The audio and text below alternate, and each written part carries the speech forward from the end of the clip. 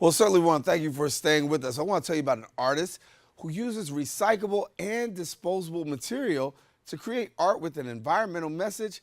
Daniel Lanzolitta is here now to tell us a little bit more, and good to have you. Nice to have you. Hey, thanks. So Thank you. Tell us a little bit about this here. Well, I collect ocean debris and roadway debris, and I take trash walks about 4 or 5 times a week, either in Brooklyn, Manhattan, or Connecticut, wherever I am. And I collect debris to create artwork. And the artwork is a mechanism I use as an environmentalist to talk about the issues of plastics in oceans, waterways. I did a Bronx cleanup in the Bronx River a couple of years ago. That was one of the most challenging with the Bronx River Alliance, because that kind of plastic is sitting impacted on the banks, and that becomes very toxic. It starts to putrefy, and that's very difficult to use because it starts to break down, and there's all kinds of issues with that. But ocean debris is very clean, and a lot of this is ocean debris. The hat is just a mixed bag of all kinds of debris.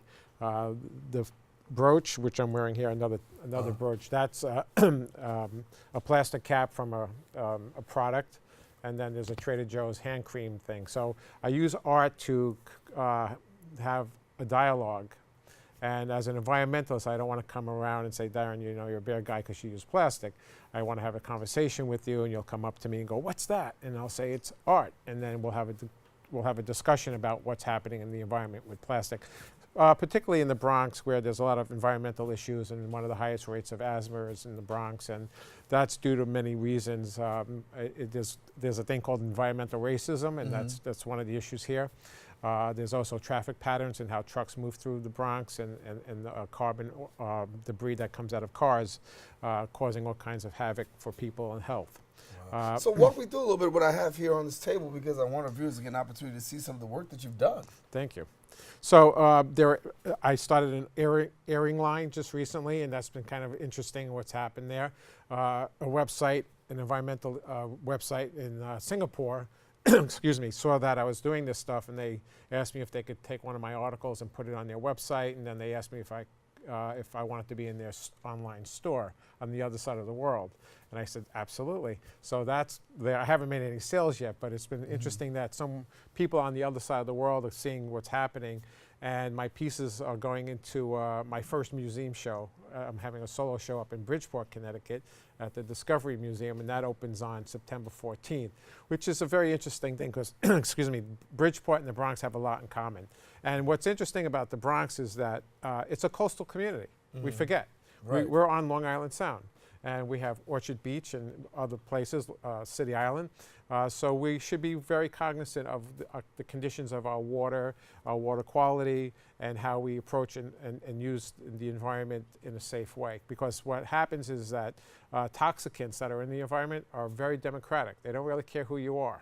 And so when people and the administration at large, and how they treat the EPA and what's happening with the government now, it's really quite interesting that it affects everybody, and the environment doesn't care who you are. When I look at this, I ask the question, how long does it take you to make one of these? It depends. The hat took quite a long time. I was thinking about the hat for a long time. That was recently, something similar to that has just been purchased by someone. The earrings sort of sell on their own. I haven't sold any brooches yet. This one is supposed to be gone, but we're in negotiation with that one. Okay. So it could take either 5, 6, 7 hours, and the hat took a very long time. The small pieces can take about 4 hours. Amazing. So for people who want to get in your artwork or get in touch, what do they do? Instagram, my name, Daniel Lanzolitta, on Instagram or Facebook. And so real quickly, got just about a minute left. What would you want people to know about the environment and art? I would say that that we need to be making better choices, particularly here in the Bronx. There are a lot of stores that are packed with plastics, and single-stream use plastics are really being it's detrimental to the environment. Straws, of course, is the big issue right now with marine life.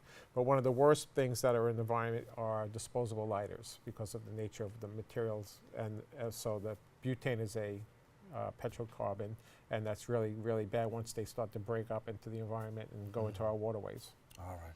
Well, Daniel, to pay closer attention to your purchases.